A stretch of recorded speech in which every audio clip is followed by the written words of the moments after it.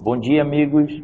Bom dia, amigos da capital. Bom dia, amigos do interior do Amazonas. Estamos hoje abrindo mais um programa do Canal Contábil, hoje com o tema prestação de contas eleitorais. É um tema hoje afeito ao profissional da contabilidade, tendo em vista que o contador hoje é obrigatório na prestação de contas eleitorais. Então, nós estamos trazendo, além de levar o conhecimento aos profissionais da contabilidade, levando o conhecimento também à sociedade como um todo. Demonstrar o que pode, o que não pode, as doações de campanha, como podem ser feitas, diante aí o impedimento de doação de empresas, né, de pessoa jurídica. Então, nós vamos abordar esse tema, sempre lembrando que hoje, a partir da mini-reforma eleitoral que houve em 2015, passou a ser obrigatória a participação integral do profissional da contabilidade na prestação de contas eleitorais dos candidatos a cargos eletivos, né? E quem tenho aqui hoje, ao meu lado, a nossa vice-presidente do Desenvolvimento Profissional, do Desemprof, presidente Edna Dandinelli, que vem tocando a parte educacional, a parte de educação continuada do Conselho Regional de Contabilidade, com muita competência e muita desenvoltura. Tem também o nosso vice-presidente do Controle Interno, o conselheiro Júlio Ramon, também já foi presidente, já esteve à frente do nosso Conselho Regional de Contabilidade, também com muita competência, e hoje aqui vai socializar o seu conhecimento falando sobre a prestação de contas eleitorais. Eu já vou franquear a palavra para a presidente Edna para que ela faça suas considerações iniciais. Bom dia, presidente Manuel Júnior. Bom dia, conselheiro Júlio Ramon. Obrigado por ter aceito o nosso convite de estar aqui explanando sobre a prestação de conta eleitoral. Dou boas-vindas a mais uma edição do nosso canal contábil, nossos colegas aqui da capital, nossos colegas do interior do estado, lá nossos delegados, e também de outros estados, como Rondônia, que sempre prestigia o nosso programa. Então, vou deixar a palavra agora com o nosso palestrante de hoje, que vai explanar sobre essa prestação de conta eleitoral, justamente neste ano, que é um ano de eleição. Seja muito bem-vindo, conselheiro e palestrante Júlio Ramon. Antes de passar a palavra para o conselheiro, eu esqueci, perdoe-me, de cumprimentar os nossos delegados no interior do estado, em Itacoatiara, o João Manuel, em Manacapuru, Nazareno, Parintins, Benedicto, Maués, o nosso delegado Nixon, Coari, o Roy Alisson, e o Maitá, a Patrícia, Tabatinga, o José Carlos, e Intefé, a contadora Alcineide. E agora, com você. Estamos juntos, nessa batalha, juntos pelo Conselho, juntos pela nossa profissão. Bom dia a todos, bom dia especialmente a quem está no interior, quem enxerga o sol mais bonito por conta da falta de poluição, não é? Enfim, estamos lá, vamos começar. Hoje o nosso tema, como bem disse o nosso presidente Manuel Carlos, nós vamos tratar de prestação de contas eleitorais. Se avizinha um processo eleitoral onde vários candidatos, alguns vão refazer um processo, novamente participar de um pleito eleitoral, e alguns vão fazer isso pela primeira vez. De qualquer maneira, todos eles, veteranos ou não, vão ter que contar com pelo menos 2 profissionais bastante importantes nas suas campanhas já desde 2015, que são o contador e o advogado. Ambos com funções específicas, ambos com tarefas muito claras do processo e ambos com tarefas muito importantes. A nós cabe o que é afeito à nossa profissão, à contabilidade, e, portanto, vamos focar no tema que foi nos sugerido, nos pedido, que é exatamente a prestação de contas eleitorais. Muito bem. O que é prestar contas? O nome já sugere. Todos os candidatos vão necessariamente ter algum tipo de gasto nesta campanha. Todos vão ter. Seja um gasto efetivo financeiro, seja um gasto estimado. Mas, de pronto, já digo, e isso é importante porque a sociedade precisa entender isso para poder acompanhar, é que não existe Não vai existir, não pode existir pleito eleitoral, candidatura com gasto zero. Isso simplesmente não existe, não pode existir. Se existir, está errado de pronto, de plano, e há que se verificar. Nisso, a Justiça Eleitoral vai tomar as providências dela. Por quê? Porque, no mínimo, uma candidatura vai ter um gasto estimado. No mínimo. No mínimo. Se não tiver gasto financeiro, no mínimo um gasto estimado vai ter. Muito bem, então vamos começar do começo definindo o que é gasto eleitoral, o que o caracteriza, a legislação que dá suporte para que a gente possa, nós aqui na capital, nós no interior do estado, nós profissionais, nós no Brasil, podermos fazer um bom trabalho em prol deste processo que é tão importante para o nosso país. O processo eleitoral, ele muda, ele define a cara, os projetos, o jeito de fazer e, portanto, define o nosso futuro. Daí a grande importância de nós acompanharmos muito bem esse processo. Nós, como profissionais, e nós, como pessoas, sociedade, enfim, acompanharmos, verificarmos, conhecermos, desde já, aqueles que são novos candidatos, aqueles que são mais antigos, mas a gente ter mais esse subsídio, acompanhar desde a candidatura tudo o que ele faz com recursos que ele recebe, porque se ele não gerir recursos minimamente bem de campanha, quiçá vai conseguir gerir recursos públicos depois, eventualmente, numa função qualquer que ele venha a pleitear. Então, precisamos acompanhar desde já e conhecer, saber quem é quem desde já. Muito bem.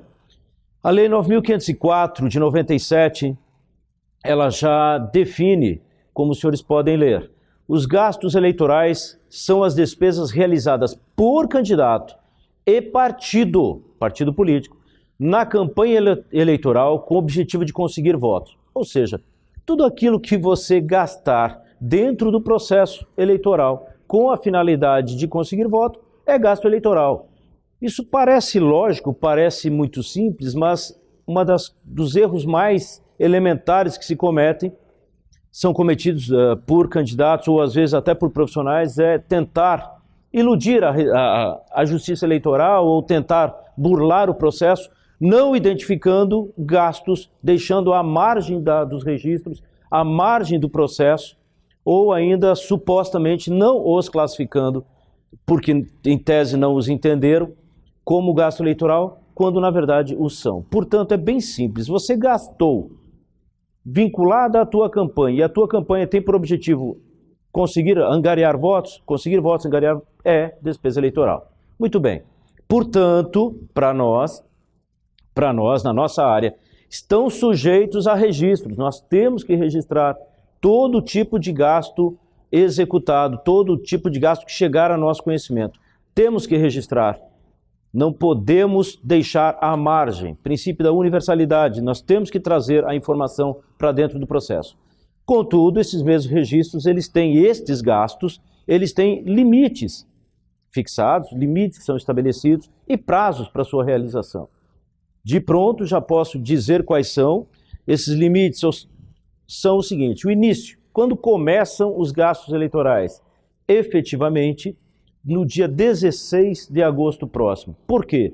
Porque há que esperar os prazos que ainda estão em trâmite, a saber, o prazo das convenções partidárias, o registro de candidatura, a abertura de conta, a homologação de registro pela Justiça Eleitoral e, portanto, isso tem prazo para acontecer até dia 15. Portanto, tecnicamente e oficialmente, a campanha começa do ponto de vista de gastos, de possibilidades de gastos, a partir do dia 16 e encerra-se no dia da eleição. Então, qualquer gasto eleitoral só pode ser executado neste período. Muito bem. Vamos à frente. Dito isso, feitas essas definições, vamos então pensar um pouquinho aqui juntos. Qual é o objetivo de uma candidatura? Qual é o objetivo de um candidato quando se lança a um processo eleitoral? Independente de ser aqui em Manaus, independente de ser no interior, independente de ser em qualquer lugar do mundo, inclusive em que a democracia prevaleça e que o processo eleitoral seja o caminho pelo qual se escolhe quem gere e quem está à frente da gestão pública em qualquer lugar do mundo. Mas especialmente vamos falar do nosso caso. Qual é o objetivo de um candidato? Óbvio, todos vamos concordar, o objetivo de um candidato é ser eleito, não é isso? Não é isso, presidente Edna? Não é isso, presidente Manuel? Todos nós que já fomos, inclusive, candidatos, inclusive na nossa profissão, claro que todo mundo entra numa candidatura, todo mundo entra no pleito eleitoral, querendo ser eleito. E para isso ele apresenta suas propostas, ele apresenta o seu plano de trabalho, ele apresenta o seu poder de convencimento junto à sociedade. Contudo, uma ferramenta importante que nós podemos utilizar já para avaliar um candidato como possível e pretenso gestor é como ele gere as próprias finanças primeiras que ele recebe sob sua guarda para um processo eleitoral. E como fazer isso? A Justiça Eleitoral, ela criou o SPCE, o Sistema de Prestação de Contas Eleitorais. E esse sistema, ele pode ser acessado, ele pode ser acompanhado. Nós, que vamos registrar essas atividades financeiras dos candidatos, temos o prazo de até 72 horas para lançar tudo o que acontece financeiramente. Receitas e despesas em uma candidatura. 72 horas. Nós vamos ter, portanto, 45 dias de pleito, 45 dias de candidatura, aí cada profissional calcula aí quantas vezes, no mínimo, vai ter que fazer inserções neste sistema, que é um sistema de acesso direto e aberto à Justiça Eleitoral. Então, a Justiça Eleitoral vai ter acesso online, praticamente, às informações prestadas pelos candidatos. Assim, vejam bem, se você está se candidatando, você é candidato, tanto em Manaus quanto no interior, enfim, nesse pleito que é um pleito nacional. Você é candidato, entenda, as suas contas, os seus gastos já estarão, desde o primeiro registro, disponíveis à Justiça. E se estão disponíveis à Justiça, estão passíveis, e tomara que isso aconteça, de fiscalizações, estão passíveis à fiscalização. Isso deve acontecer, a Justiça deve acompanhar, e nós, sociedade, também devemos acompanhar. Essa é a maneira melhor que nós temos de avaliar já os primeiros passos de uma eventual vida política. Desta pessoa que se candidatou, que se colocou à disposição da sociedade, de um grupo específico, para gerir os seus interesses, o seu patrimônio, porque o patrimônio é nosso. Quando alguém gera este patrimônio, como gestor, está gerindo o que é nosso, do contexto público, portanto, de todos nós. Bem, é para esta pessoa, é para este candidato que nós eventualmente vamos dar este poder. Portanto, nós temos agora uma ferramenta muito clara e muito boa de já acompanhar a sua forma de pensar, a sua forma de agir. Isso para mim é fundamental. Portanto, é uma oportunidade muito boa e que tem que ser aproveitada por nós. Por quê? Porque o objetivo, como estou dizendo neste momento, o objetivo de todo candidato é se eleger. Quando fecha, quando é que este momento acontece efetivamente? Quando é que um candidato é considerado eleito à luz da Justiça Eleitoral? Podemos avançar e aí nós vamos ver na próxima tela que nós temos a chamada e a famosa e tão esperada diplomação. Muito bem, o que é a diplomação? Passado o processo eleitoral, passado as atividades a que um candidato está sujeito, fazer a sua campanha efetivamente, visitar as comunidades, visitar as pessoas, conhecer as pessoas, conversar com elas, convencê-las sobre sua proposta, de que a sua proposta eventualmente é a melhor frente aos demais, enfim. Feito isso, chega o tão esperado dia para os candidatos, o dia da diplomação. O que é a diplomação propriamente dita? É o ato por meio do qual, como está escrito, a Justiça Eleitoral concede o diploma aos candidatos eleitos e aos seus eventuais suplentes. Suplente, todo mundo sabe, é aquele candidato que ficou ali na margem, ficou próximo da eleição, mas não conseguiu o volume de votos pelo coeficiente eleitoral, por exemplo, dentro do seu partido, para ser o eleito dentro do seu partido ou coligação. Mas ele está ali na margem, é o imediatamente à espera, que pode, inclusive, vir a ocupar cargo, caso, por exemplo, um deputado estadual, um deputado federal venha a alçar uma outra função, eventualmente, por exemplo, a convite do Executivo. Por exemplo, um deputado estadual pode no decorrer do processo, após eleito, ser alçado, por exemplo, ser convidado a ser, por exemplo, secretário em uma pasta de um eventual governo e, portanto, abre vaga para um desses suplentes. Portanto, o suplente também é importante, porque eventualmente nós já vimos no Brasil, por exemplo, a figura do vice-presidente da República assumir o cargo tecnicamente mais importante do país. Então, isso também acontece nas outras vagas, nos outros ambientes, desde vereador, que é o cargo mais inicial, por assim dizer, da chamada, e pode assim ser entendida, carreira política de uma pessoa. Desde vereador, um vereador já tem um eventual suplente. Muito bem. O que é ainda a diplomação, o ato de diplomar ou o instrumento? O diploma que declara que determinado candidato foi eleito para o cargo ao qual concorreu, ou dele se tornou suplente. Então é um dia esperadíssimo pelos candidatos. Nós temos já acompanhado alguns, tenho tido a satisfação e a honra de acompanhar algumas candidaturas de pessoas muito boas, por sinal, e que se elegeram. E você percebe neste momento, meu presidente e minha presidente, que é um momento muito importante na vida, porque sim, senhores, sim, não é fácil. Uma candidatura, uma campanha eleitoral, para quem é de direito, para quem é uma pessoa justa, para quem é uma pessoa correta, não é um processo fácil, não é um processo bastante desgastante, física, emocional e sim, até financeiramente, que é a nossa grande esfera aqui. Sim, é desgastante, porque é preciso convencer as pessoas ou convencer as pessoas a lhe ajudar, eventualmente, até financeiramente no processo. Contudo, essa ajuda, por assim dizer, e é uma ajuda, ela não pode ficar à margem da lei, ela não pode ficar à margem dos registros de jeito nenhum. Por quê? Porque o que todo mundo quer é chegar neste momento, o momento da diplomação, e chegar lá bem, chegar lá corretamente, chegar lá tranquilo, famosamente falando, colocar a cabeça no travesseiro e dormir tranquilamente, sem ter medo de eventualmente a justiça bater na sua porta ou mandar um comunicado, uma cartinha dizendo: venha cá, por favor, na justiça eleitoral, venha se explicar. Vamos avançar mais um pouquinho nesta máxima. Veja só, qual é a máxima do processo eleitoral? Qual é a lógica que todos nós, e especialmente nós candidatos, eventualmente, nós profissionais, temos que pensar?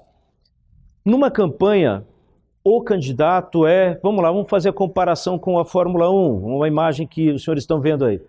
O candidato é o piloto, é ele que está ali à frente, ele que está na pista, ele que está se expondo, para ele que vão carregar todas as atenções, todo o trabalho. Contudo, ele não está sozinho, ele não pode estar sozinho, porque ninguém trabalha sozinho em praticamente nada. É uma equipe. E qual é a máxima, então, para esta equipe, especialmente para nós agora, profissionais da contabilidade? Vejam, olha a máxima: se fizer certo, não dá errado. Não dá errado se fizer certo, mas se fizer certo o quê? O que nós temos que fazer certo?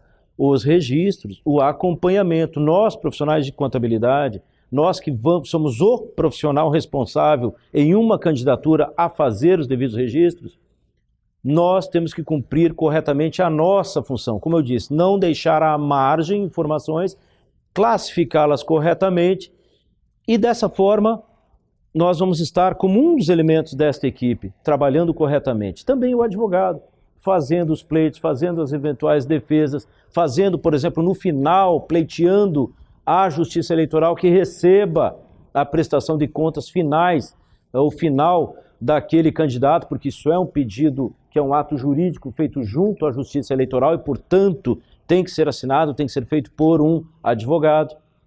Então, precisa ser feito corretamente. Se fizer certo, não vai dar nada errado. Mas, presidente, me permita só fazer um adendo, peço que volte só a imagem para a mesa, por favor, para que eu faça uma pequena correção falando em fazer a coisa certa. Nós estamos aqui, meu presidente Manuel e presidente Edna, replicando aqui um treinamento, uma preparação dentro da ideia de equipe feita lá pelo Conselho Federal de Contabilidade.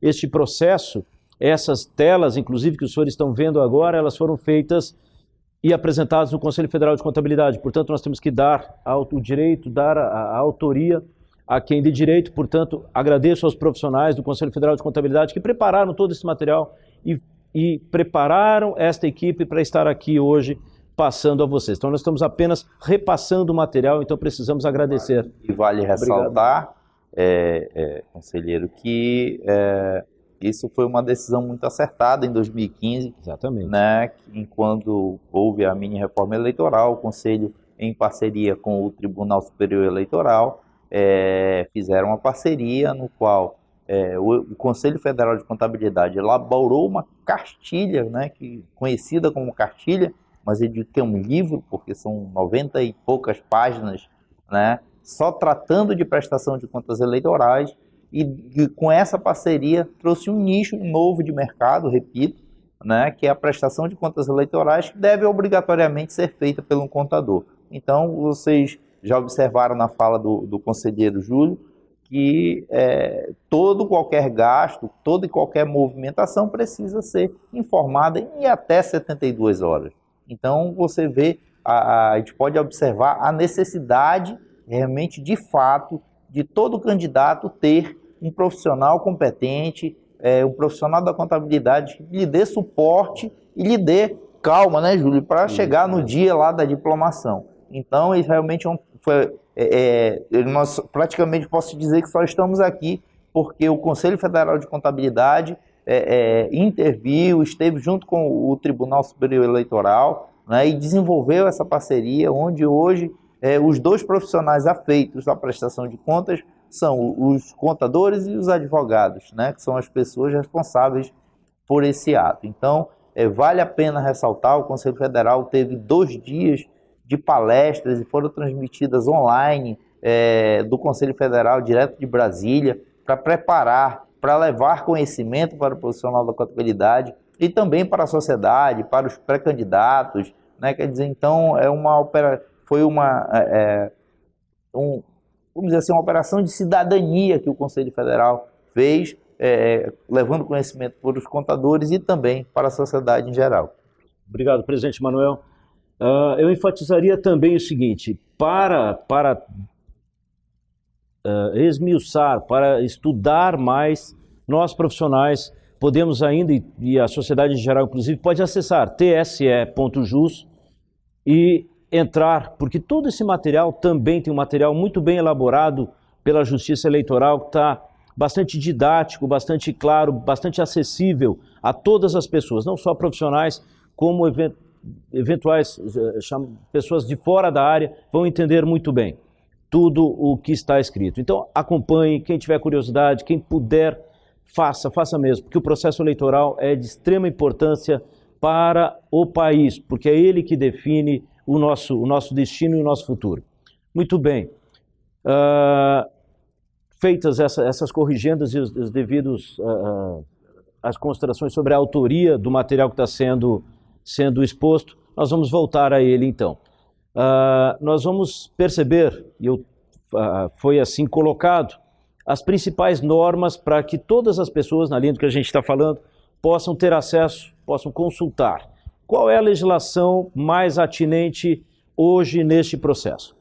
É a Lei 9.504, de 97, chamada Lei das Eleições, a Lei 9.906, a Resolução TSE 23551, olha só o que ela faz, dispõe sobre propaganda eleitoral, utilização e geração do horário gratuito e condutas lícitas ou ilícitas em campanha eleitoral nas eleições. Ela trata especificamente das ilícitas, entendendo que o que não se enquadrar aí são, então, atividades lícitas e normais. Então, bastante importante para quem vai ser candidato ou para quem vai estar na equipe de um candidato, lembrando aquela imagem da Fórmula 1 ali, que conheça essa legislação, que leia essa legislação, que nem é tão extensa assim, mas e que traz detalhadamente tudo o que pode e o que não pode, mas que nós vamos abordar aqui também de forma resumida. Vamos lá, Resolução 23553, também 2017, que dispõe sobre a arrecadação e os gastos de recursos por partidos políticos e candidatos sobre a prestação de contas nas eleições. Percebam, há 2 entidades importantes que atuam financeiramente no processo eleitoral. O candidato em si como pessoa jurídica relativa, porque é um CNPJ gerado e que arrecada recursos e que tem que prestar contas, e também o partido político. O partido político também recebe recursos, arrecada, portanto, recursos, gere recursos, utiliza recursos e também tem que prestar contas quando do momento adequado. É claro que o partido político, aproveitando a deixa, ele também o faz, mas faz em momentos diferentes. O partido político faz sua prestação de contas pelo SPCA, a prestação de contas anual, onde ele vai prestar contas de tudo que recebeu, inclusive nesse pleito, vai demonstrar, mas isso lá no finalzinho do ano, não agora, necessariamente na eleição. Contudo, o partido político é, em última análise, neste âmbito, o responsável, acaba sendo o responsável também por acompanhar e, eventualmente, até receber saldos não pagos de campanhas dos seus candidatos. Então, é bastante importante que os dirigentes de partido, os presidentes dos diretórios municipais, estaduais, enfim, tenham noção de que caso algum candidato venha, por exemplo, a deixar, vamos chamar assim, de restos a pagar de sua campanha, quem recebe é o partido. O partido é que, no final das contas, vai ter que responder por isso. Mas vamos lá, vamos continuar. Então, esta resolução, para nós, a 23553, por ela tratar sobre a arrecadação de gastos e recursos e a prestação de contas, essa é a resolução para nós a mais importante. Temos também a 23555, calendário eleitoral, bastante importante, mas fácil de se acompanhar. Vamos à próxima. Vejam só, o que se quer com toda essa legislação? Ainda temos as legislações adjacentes, que depois nós vamos falar mais à frente. Mas, enfim, o que se quer com toda essa legislação, de verdade? É criar a possibilidade de uma igualdade. Veja, tratar como iguais eventuais postulantes, olha lá, uma igualdade na disputa eleitoral entre candidatos. É equilibrar a balança, colegas, equilibrar, tentar minimizar o efeito, por exemplo, de quem tem maior poder econômico, de quem eventualmente está começando ou não tem eventual poder econômico para fazer frente a uma campanha que sim, é oneroso, é desgastante. Então, o que se quer com isso tudo, em um primeiro aspecto é esse, é criar igualdade de condições dentro de um princípio elementar do direito, que é o princípio da isonomia. Não é isso, meu presidente? Então, tratar as pessoas de forma igualitária, isônoma, então, de forma igual, dar chances iguais, ou pelo menos minimamente parecidas entre candidatos. Outro aspecto importante, e é esse que também nós temos que ter bastante em mente, nós profissionais da área, é que estes procedimentos de registro e acompanhamento, eles querem propiciar, olha lá, o cuidadoso acompanhamento dos gastos. Eles querem que a justiça possa acompanhar, que a sociedade possa acompanhar o conjunto de utilização, como cada gasto está sendo feito, como os candidatos estão utilizando seus recursos, se corretamente, se estão eventualmente extrapolando ou fazendo valer o chamado poder econômico, estão utilizando mal alguns recursos ou fora da legislação. Muito bem. Outro aspecto que se quer, um dos propósitos é reprimir exemplarmente a conduta do abuso do poder econômico. Ou seja, abuso de poder econômico é usar desmedidamente ou desproporcionalmente em relação aos outros, ou ainda erradamente, os recursos financeiros, causando, portanto, e por exemplo, uma desigualdade de disputa. Por exemplo, alguém que tenha mais recursos, eventualmente fazer o que é totalmente vedado, aquela chamada compra de voto. E aqui eu queria já fazer, peço só que volte a imagem para a mesa, porque a gente vai fazer o seguinte, deixar didaticamente bem claro o que nós entendemos sobre o que seja a materialização do poder econômico. Veja, e utilização do poder econômico numa campanha. É muito fácil, muito simples, bem didático. Olha só, vamos pensar juntos, nós profissionais da área financeira contábil. Compare o seguinte, para que você nunca erre. Se, no momento normal, situação extra-eleição, você tiver que pagar por algum bem ou serviço, e eventualmente, durante o processo eleitoral, você, eleitor, por exemplo, ter acesso a esse bem ou serviço gratuitamente, e essa gratuidade proporcionada pelo seu candidato, isso é abuso de poder econômico. Traduzindo, se no momento normal, na situação normal, você teria que pagar para ter alguma coisa, e agora você está tendo de graça, porque o candidato está te proporcionando, isso é abuso de poder econômico. Ponto. Fácil, bem simples de lembrar. Vou dar exemplos disso para a gente não errar nunca. E isso nos explica, por exemplo, por que não se dá mais camiseta. Lembra que a gente ganhava aquelas camisetas com foto de candidato, com aquela coisa toda que depois as pessoas usavam normalmente para dormir e tal, achavam isso muito legais. Mas enfim, hoje não pode por quê? Muito simples, muito simples. Você não compra uma camiseta, por acaso alguém em algum lugar dá camiseta para você com cara de alguém? Dificilmente, nem de guerrilheiro dão camiseta mais. Mas enfim, deixa isso para lá, não é essa a questão, né? O fato é que não se dá.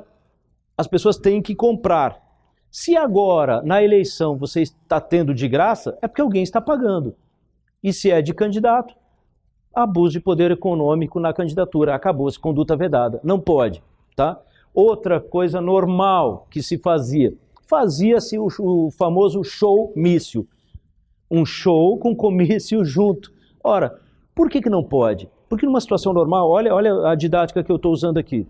Numa situação normal, você não pagaria para assistir um show do cantor tal, da cantora tal, ou seja, do mágico, sabe Deus de quem, enfim, mas você pagaria para assistir o show, uma situação normal. Mas agora na campanha, porque está durante um comício, um showmício, agora você não paga. Alguém está pagando. Então isso é abuso de poder econômico. Simples assim.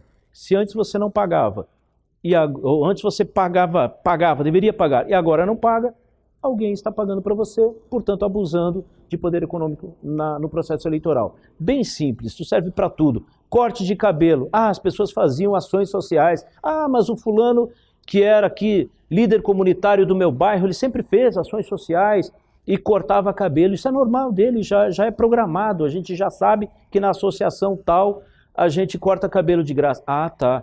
Mas só que se naquele momento o candidato está em determinado local, fazendo a sua exposição de razões, tentando convencer as pessoas a votarem em si, em resumo, pedindo votos, e ao par, junto dele, tem gente cortando cabelo de graça, abuso de poder econômico. Acabou-se, não há discussão nisso, é bem fácil. É claro, isso é a nossa interpretação, a gente deixa aos magistrados e ao pessoal mais qualificado a fazer essas interpretações e eventualmente analisar caso a caso. Mas em linhas gerais e do ponto de vista didático, nós entenderíamos assim, abuso de poder econômico é isso. Se antes você pagava, agora está tendo de graça, alguma coisa errada está. Então, não faça. Você, candidato, não faça. Você, profissional de contabilidade, profissional contábil, não permita que seu candidato, a pessoa que você está assessorando ou cuidando da campanha, faça, porque ele vai ter problema, a Justiça Eleitoral vai indagar, no mínimo indagar, e aí depois um magistrado, com a devida competência, vai fazer o julgamento e vai fazer as devidas deliberações. Contudo, não se arrisque. Nós não falamos que o grande objetivo é a diplomação, você vai acompanhar o seu candidato e permitir que ele eventualmente faça conduta ilícita ou ilegal agora e depois ele não venha a ser diplomado, e aí todo o seu trabalho vai ser perdido, toda a credibilidade que eventualmente ele tinha, agora ele deixa de ter ou vai perder porque eventualmente fez uma coisa que às vezes parecia pouco e colocou à margem, ou estragou, vamos traduzir assim, toda a campanha, todo o processo que ele enfrentou e agora não vai poder ser, ou talvez até ser diplomado, cassado, depois pior, como alguns já foram por aí, acaba manchando a imagem política e pessoal da pessoa, às vezes pelo resto da vida. Isso é muito ruim. Então, não faça. Vamos fazer aqui, eu queria pedir permissão, inclusive, para o meu presidente, minha ex-presidente, para que a gente faça um pacto aqui, nós profissionais de contabilidade do Amazonas. Vamos fazer desta a campanha mais limpa possível, a melhor campanha do ponto de vista da administração de recursos dos nossos candidatos, as pessoas a quem nós estivermos assessorando. a melhor, porque a legislação é clara, a legislação está aí, os limites estão estabelecidos, o formato de campanha está estabelecido, porque isso é que vai dar credibilidade, é isso que, por exemplo, vai fazer romper com esse ciclo de nulidades que vem ocorrendo na nossa política, infelizmente. É começar certo, vamos começar certo. Primeiro com um bom candidato, uma pessoa proba, uma pessoa honesta, uma pessoa... Enfim, alguém vai dizer, mas onde é que acha? A gente acha. Procurando a gente acha, e ainda tem, graças a Deus. E é importante nesse momento também os profissionais de contabilidade saberem quais são os candidatos que vão assessorar. Exato. E também fazer um contrato de prestação de serviço, colocar as cláusulas pertinentes à responsabilidade que os profissionais de contabilidade vão ter mediante a prestação de contas.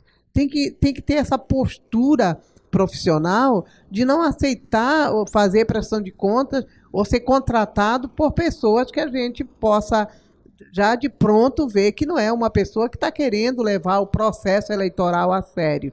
Então, eu acho que assim, é uma recomendação aos profissionais de contabilidade para que eles também vejam quais são os candidatos que estão lhe procurando para fazer essa prestação de conta. E ter o cuidado, porque bem falou o presidente e o conselheiro Júlio Ramon, a cada 72 horas, se houve o ingresso de recursos, tem que fazer essa prestação de conta. E o profissional tem que estar atento para isso, para ele não ser responsabilizado também, que foi por causa dele, porque ele deixou de fazer os lançamentos, que houve uma irregularidade, não é isso? Às vezes a gente se pergunta, presidente Edna e presidente Manuel, o que nós podemos fazer num processo eleitoral para ajudar? Nós, pessoa física. Me ocorreu agora, enquanto você falava, Edna, nós temos uma possibilidade muito rica na nossa mão, nós profissionais de contabilidade. E vou colocar aqui, depois vocês pensam, cada um pensa e age conforme a sua consciência determinar. Mas vejam só, se nós, profissionais de contabilidade, porque nós precisamos estar no processo eleitoral, precisamos, é lei, nós vamos participar do processo eletivo de determinados candidatos. Se nós nos recusarmos a fazer o registro, fazer a prestação de contas, e que nós já sabemos, eventualmente, que não é uma pessoa totalmente proba, totalmente honesta, por assim dizer, vamos falar abertamente, se nós já sabemos disso, lá na nossa consciência, se já temos suficientemente informações para que nós possamos tomar esse juízo de valor, podemos não fazer. Podemos simplesmente, como disse a presidente Edna, não fazer. Podemos, ninguém é obrigado, porque é um trabalho profissional. Portanto, você só vai fazer, veja bem que eu vou falar para você, profissional de contabilidade agora, você só vai fazer contabilidade de campanha de pilantra se você quiser. Portanto, não faça. Simples assim. Já começamos melhor. Já vamos, só pela nossa não participação, muitos eventualmente já vão sair do processo. Está aí uma maneira de nós, exatamente, na nossa área, eventualmente, colaborarmos com o processo eleitoral no Brasil, já minando, já impossibilitando a candidatura de determinadas pessoas. É por claro. Isso, conselheiro, que nós, lá no Desemprof, a gente vem constantemente trazendo esse tema de a contabilidade como ferramenta de transparência, ferramenta de combate à corrupção, à sonegação, porque nós temos na mão uma ferramenta poderosa para ajudar a mudar esse processo, ajudar a passar o nosso país a limpo de toda essa sujeira que está acontecendo. Então, se nós contadores, nós profissionais da contabilidade, nós tivermos a postura e a firmeza, se a prestação de conta não está de acordo com as normas, ninguém pode obrigar um profissional a assinar, ninguém. Então, se nós tivermos essa postura de fazer isso, não só também com a prestação de conta eleitoral, mas também nas peças contábeis dos nossos clientes que não querem se organizar, se nós tivermos essa postura, as coisas vão entrando no eixo, com certeza. E aqueles que forem fazer, que estiverem participando do processo eleitoral, fazendo prestação de conta, se cerquem de cuidados, dado o prazo de 72 horas, não deixe para a última hora, receba documento com protocolo, tenha todo um cuidado no trato com essa documentação, se cerquem desses cuidados para evitar qualquer tipo de de sanção contra o profissional, qualquer tipo de processo. Então se cerca de cuidados, porque é um tempo curto, com um tempo menor ainda para informar, então precisa ter esse tipo de cuidado, né? Aqueles que realmente estão fazendo dos bons candidatos, né? Se cerca desses cuidados para evitar qualquer tipo de problema, não é isso? É isso mesmo, porque veja só, no processo de prestação de contas eleitorais é possível que exista mais uma pessoa envolvida também na questão financeira, que é o chamado administrador financeiro, que também tem que estar registrado lá no SPCE. O contador, o administrador financeiro, o advogado e, claro, o candidato propriamente dito. O administrador financeiro não precisa ser necessariamente o contador. Pode ser o chamado tesoureiro da campanha. Muito bem, pode existir? Pode. Precisa ser um profissional de contabilidade? Não, não necessariamente. Pode ser um administrador, pode ser um economista. E que bom, por exemplo, que seja assim, sejam profissionais capacitados. Tomara que seja assim, em todas. Mas veja, o administrador financeiro é também uma pessoa, uma entidade neste processo completamente importante. Porque, eventualmente, ele é que vai fazer, junto com o candidato, por exemplo, o candidato é quem vai assinar o cheque, por exemplo, porque sim, todos os gastos, eles transitam pela conta e devem transitar pela conta corrente aberta especificamente para a campanha daquele candidato. Portanto, veja, nós temos um lapso entre a ocorrência, um fato gerador de um registro contábil e o registro propriamente dito. Ora, nós, como contadores, eventualmente nós vamos receber depois do fato gerado. Portanto, quem vai administrar financeiramente a campanha também tem que estar muito a par. Tem que estar sabendo o que pode e o que não pode. Porque, por exemplo, pode extrapolar um sublimite de gasto, por exemplo, com água, por exemplo, com locação de veículos. E quando você vê, já chegou para você um problema materializado, porque simplesmente o conjunto de gastos já extrapolou um limite. Então, é muitíssimo importante, prestem bem atenção, que essas figuras no bom sentido, é claro, entidades que trabalham, pessoas que trabalham no processo de prestação de contas eleitorais, eles estejam muito alinhados, conforme aquela imagem da Fórmula 1. É muito importante que o chefe da equipe, que o engenheiro, que o mecânico e, portanto, nós, o candidato, o contador, o advogado, o administrador financeiro, estejam muito alinhados, muito sintonizados, inclusive quanto ao tempo, a forma de ocorrência das coisas, para que não chegue também, como às vezes acontece para nós, chega para o contador registrar alguma coisa que a empresa já fez, e erradamente às vezes, já fez. Ora, agora está mais difícil, você já tem um problema, você já tem um erro, agora você tem que arrumar. E arrumar custa caro, gasta tempo e é muito mais difícil. E às vezes nem dá para arrumar, né? E às vezes não dá para arrumar. O arrumar, às vezes, é pagar uma multa e acabou-se, não tem mais o que fazer. E isso é comum na nossa profissão. Não raro, empresários chegam para nós, olha, eu estou com esse problema aqui na Receita, eu estou com esse problema aqui em determinado órgão, e agora que eu faço? Bom, agora, meu amigo, você já fez, agora você paga a multa e fica tudo bem e continua, segue a vida, segue o barco. Agora, numa campanha eleitoral, esse segue a vida pode ensejar, meu amigo, você não vai ser diplomado. Simples assim. Você já errou, agora você trouxe para mim um problema que é insolúvel, porque simplesmente você já fez. Então preste bem atenção, você que vai ser candidato, você que vai ser administrador financeiro. Na dúvida, use o bom senso. Na dúvida, não ultrapasse. Não tem aquela, na dúvida, não ultrapasse? Pois é, na dúvida, não gaste. Na dúvida, pergunta, eu posso gastar neste aspecto tal conta? Posso efetuar essa despesa? Pergunte. Pergunte para o seu contador, pergunte para o seu advogado, pergunte para o seu administrador financeiro. Não saia gastando, porque depois já foi. Depois fica mais difícil. Depois pode ser que o que você fez não seja sanável. Tá bom? Então vamos lá. Vamos dar continuidade, que tem muita coisa para a gente falar ainda, senão a gente vai continuar. Só de filosofia nós vamos longe aqui. Porque o que a gente quer de verdade é que a gente tenha, como eu disse, um pleito cada vez melhor. Se nós pudermos aqui no Amazonas sermos uma referência de regularidade de prestação de contas, colaborar com a justiça, colaborar com o que é ético e correto, nós vamos estar dando um baita passo para afirmar o que entendemos como seja a melhor democracia, porque é só assim que funciona. Então, resumindo, esse último capítulo dessa nossa fala Não faça coisas erradas, não faça coisas para quem você já sabe que eventualmente atua de forma errada.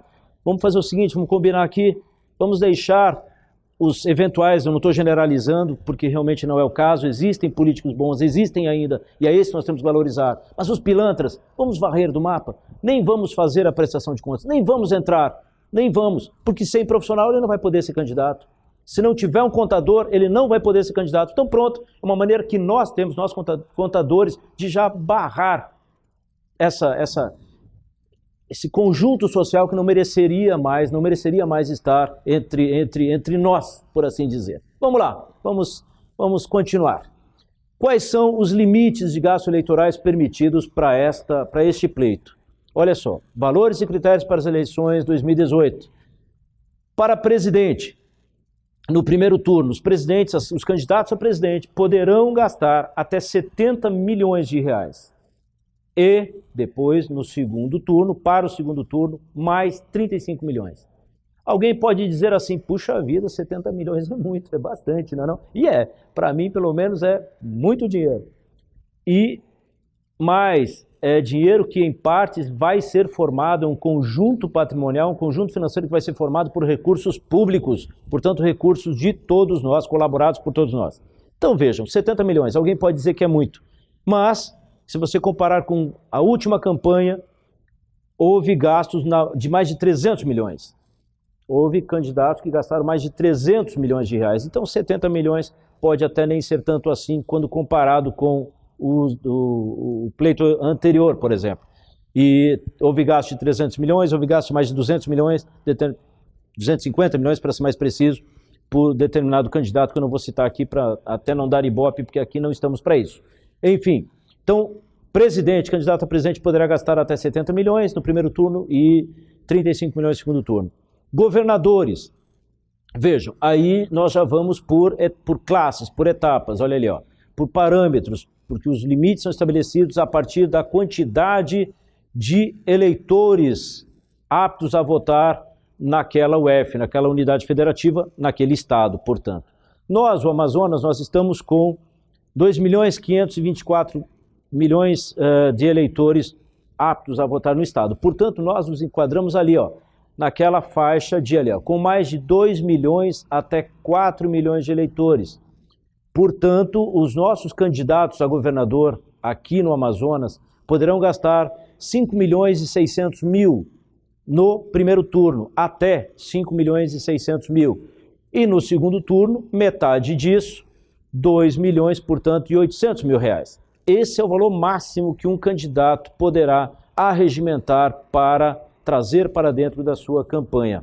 E isso nós temos que acompanhar, tá bom? Vamos ver agora para senador. Também, veja que está estabelecido assim, UFs com até 2 milhões de eleitores, UFs com mais de 2 milhões até 4 milhões. Então tá ali, ó. Ou então UFs com mais de 4 milhões até 10 milhões. O parâmetro mudou um pouquinho aí. Mas nós ainda continuamos, porque qual é o nosso referencial? 2 milhões e 500 mil aproximadamente eleitores aptos no estado. Portanto, nós vamos nos enquadrar agora no parâmetro 2 ali, ó, de mais de 2 milhões até 4 milhões. Portanto, qual é o valor que um candidato a senador na sua campanha poderá gastar? 3 milhões de reais. Ok? Até no máximo 3 milhões. Me permitam um adendo, que é o seguinte, explicar. Alguém vai dizer assim, mas 3 milhões de reais em dinheiro? Não necessariamente 3 milhões de reais, isso vale também para presidente, vale também para todos os outros cargos, governador, deputado federal e estadual. Esse é o limite entre gastos, você pode voltar a imagem para a mesa, por favor?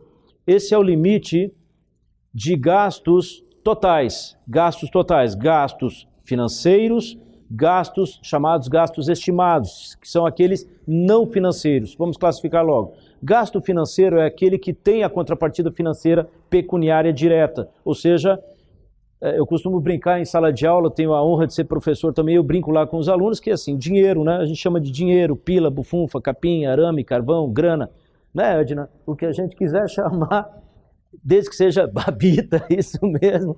Então, lá babita, que o pessoal fala, rolou, ou seja, tem dinheiro, é gasto financeiro. Você pagou, vai emitir cheque, gasto financeiro. Agora, tem gastos que são estimados. gastos que você não vai emitir moeda, não vai emitir cheque, não vai pagar. Como é que é isso? Ah, mas tem gasto então que não é em dinheiro? Tem gasto que não é em dinheiro, que é gasto estimado. Por exemplo, a cessão de serviço. Estou emprestando serviço. Eu vou, por exemplo, quero ajudar um amigo que é candidato e ele, por exemplo, não tem um carro. Eu posso alugar, entre aspas, aquele carro para ele, para que ele use na campanha, mediante um gasto, um valor, que ele não vai me pagar, mas que eu vou compor na minha prestação de contas. Como é que eu vou fazer isso? Eu vou estimar, vou fazer uma consulta no mercado, vou ver qual é o valor de mercado para aquele tipo de carro, para aquela categoria de carro, e vou fazer o equivalente, por exemplo, a uma diária de aluguel de carro. Por X dias, vou multiplicar, isso vai ser o valor daquele empréstimo, por assim dizer. Então, é o típico gasto estimado. Outro, e aí eu peço a devida vênia e a permissão aqui. Vejam só, eu falei e nós dissemos aqui que necessariamente uma campanha tem que ter gastos. Então veja, não necessariamente gasto financeiro, mas tem que ter gasto, que poderá ser estimado. Por exemplo, eu não disse também, nós não dissemos que tem que estar presente na candidatura, na estrutura organizacional de um candidato, pelo menos um advogado, um contador e ainda poderá ter, e sugiro que tenha, um administrador financeiro, como queira chamar, ou tesoureiro, alguns vão chamar. Esses profissionais, vejam o que eu vou falar, ele necessariamente tem que ser pago em dinheiro? Ele tem que ser pago? Não, ele não necessariamente tem que ser pago. A nossa conselheira Edna, nossa ex-presidente do Conselho Regional, ela falou muito bem, olha, se você for prestar serviço, faça um contrato, deixe claro as cláusulas, quais são as suas obrigações, qual o objeto do contrato, quais são as obrigações suas como profissionais, quais são as obrigações do seu contratado, quais são as condições, quem vai dirimir dúvidas, ela vai... Enfim, um contrato que todo mundo já está acostumado e existe um advogado na estrutura exatamente para ajudar também nessa formatação. Mas veja, isso se você for receber, aí você faz um contrato. Se você não for receber, você também pode fazer um contrato e deixar claro nesse contrato que você não vai cobrar. Aliás, você nem pode cobrar. Essa é também uma diferença dos gastos estimados. O gasto estimado ele não pode ser ressarcido ou ser arguído quanto ao ressarcimento depois. Ou seja, você não pode reclamar. Você deu o seu trabalho, você cedeu o seu trabalho de forma estimada, como por exemplo, profissional de contabilidade, você vai ceder o seu trabalho e vai registrar de forma estimada esse valor. Vou estimar o valor do seu honorário e vou colocar na prestação de contas. Sim, pode fazer? Pode. Você que sabe, você é profissional, você até pode fazer, mas tem que ficar claro. Você tem que registrar no SPCE, você tem que fazer o termo de aceite de trabalho voluntário, porque você vai trabalhar voluntariamente, portanto você não vai receber nada depois por isso e nem pode cobrar, nunca. E não adianta depois chegar lá no conselho e querer entrar com um processo contra eventual candidato, porque simplesmente o formato de relação de trabalho foi estabelecido entre vocês. Não vai haver o que o conselho fazer. Por quê? Olha a máxima da vida. O que está combinado não é caro. O que está combinado. Essa vale para a eleição também. Você como profissional, então, de direito, portanto, advogado, você como profissional de contabilidade, você como administrador financeiro, se você ceder o seu trabalho de forma estimada, você não há reclamação depois. Pense bem nisso. Muito bem. Mas sim, existe esse tipo de gasto e esse gasto pode ser previsto e tem que ser previsto e registrado no SPCE, tem que assinar o termo de trabalho voluntário, tem que ter. E aproveito para adiantar, porque já são, pelo meu relógio aqui, 5 para as 10, e daqui a pouquinho a gente vai ter um intervalinho, não é? Vou adiantar o seguinte, toda a equipe de um candidato tem que estar contratada, seja de forma voluntária, seja de forma profissional, recebendo o seu devido honorário. Mas tem que ter contrato, e esse contrato tem que estar de posse das partes. Seja lá, vou dar uma dica aqui. Se você contratou militantes, contratou pessoas para ir para a rua para fazer a famosa bandeirada, bandeiraço na esquina, ok, pode, nessa pode ter bandeira, nessa eleição vai poder ter bandeira, pode. Agora, você contratou, você está pagando as pessoas, você está dando condições de trabalho, está dando alimentação, está dando água, está pagando honorário, tenha tudo isso por escrito, tenha tudo isso registrado, tenha o contrato, a pessoa faça com que o seu contratado esteja com uma cópia lá direitinho no bolso dele, uma cópia do contrato, para caso haja uma fiscalização da Justiça Eleitoral ou quem de direito, ele possa mostrar, não, eu estou aqui realmente trabalhando para o candidato X, está tudo direitinho, está aqui nosso contrato, estou trabalhando gratuitamente, está aqui escrito por mim, assinado por ele, ótimo, ou não, estou recebendo, está aqui as condições de trabalho. Então, tudo às claras, tudo às limpas, fica tudo muito, muito bem. Estimado, né, Júlio? É importante salientar que você não pode superestimar Bem nem colocado. subestimar valores, né? Primeiro que se você botar um valor maior, você praticamente vai estar prejudicando ali o limite de gasto do candidato. E se você botar um valor muito menor, muito abaixo do que é de mercado, com certeza vai ser anotado pela Justiça Eleitoral que você está colocando um valor menor que, por consequência, pode estar beneficiando o limite de gasto eleitoral. Então, realmente procure um valor de mercado, um valor de mercado real, né, para que não incorra nesse tipo de problema. E uma coisa que eu estava aqui pensando, você, profissional da contabilidade, é um nicho de mercado que nós temos, mas se você não tem conhecimento ainda, não estudou a legislação eleitoral, tenha cuidado, veja se realmente você tem condições de assumir essa responsabilidade. É importante, a Justiça Eleitoral, a legislação, ela é muito clara, ela não deixa não deixa dúvidas, vamos dizer assim, né? Então, basta que você procure estudar, procure se inteirar da matéria para evitar qualquer tipo de problema. Muito bem. Vamos voltar então. Nós temos cerca de 1 hora ainda mais e temos bastante material para expor ainda. Então, obrigado, é isso mesmo. Vamos continuar. Vamos à próxima lâmina, como está mostrando para vocês. Olha só, o bom de viver muito é que a gente chama as coisas de lâmina ainda, né? Vamos lá, olha só. Para deputado federal e deputado estadual distrital, os limites são unificados no Brasil. Não há, então, veja aquela classe, até tantos milhões, de tantos a tantos milhões de eleitores. Para deputado federal, então, o limite de gasto é 2.500.000 para todos os candidatos em todos os estados. Para deputado estadual e distrital, caso lá do Distrito Federal, não é? 1 milhão. Pronto, esse é o limite para todo mundo no Brasil. Então, falou de deputado, candidato a deputado estadual ou distrital, R$ 1 milhão é o teto e limite, portanto, estabelecido para gastos totais de campanha. Deputado federal também, está fácil de acompanhar, 2,5. Senador, vamos só rever então, com mais de 2,4 milhões, no nosso caso Amazonas, 3 milhões. Ok? Governador, quanto é que ficou? Só para vocês lembrarem, vamos ver se o pessoal que está lá em Itacoatiara consegue, será que a gente está com contato? Mas Itacoatiara, Maracapuru, qual é o valor mesmo para governador? 5.600.000, não é isso? 5.600.000, muito bem, é isso aí. Então, da onde vem esta referência, da onde sai? Vamos ver na próxima imagem. Então, onde é que saiu a classificação para aqueles valores? Percebam lá, não sei se estão conseguindo ler aí. Amazonas, olha lá, nós estamos 1, 2, 3, terceiro registro de cima para baixo, olha lá. Amazonas, eleitorado apto em 31 de maio de 2018 por UF. Portanto, a Justiça Eleitoral já identificou para nós, e a fonte está lá no TSE, quem quiser conferir, ela já identificou.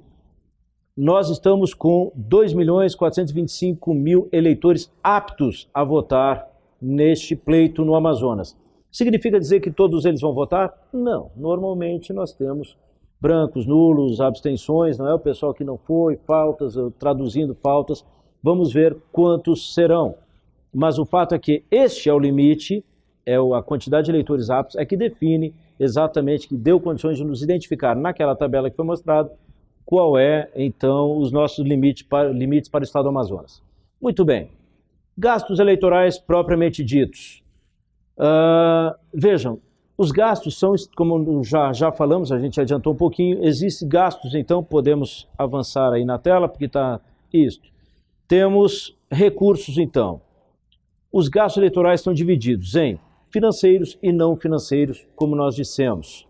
Os gastos financeiros são aqueles que demandam a respectiva e consequente utilização de recursos financeiros propriamente ditos. Vão transitar na conta bancária aberta pelo candidato, para isso, mediante o registro de um CNPJ e a abertura de uma conta CNPJ, conta bancária em banco oficial, Banco do Brasil ou Caixa, para essa devida movimentação.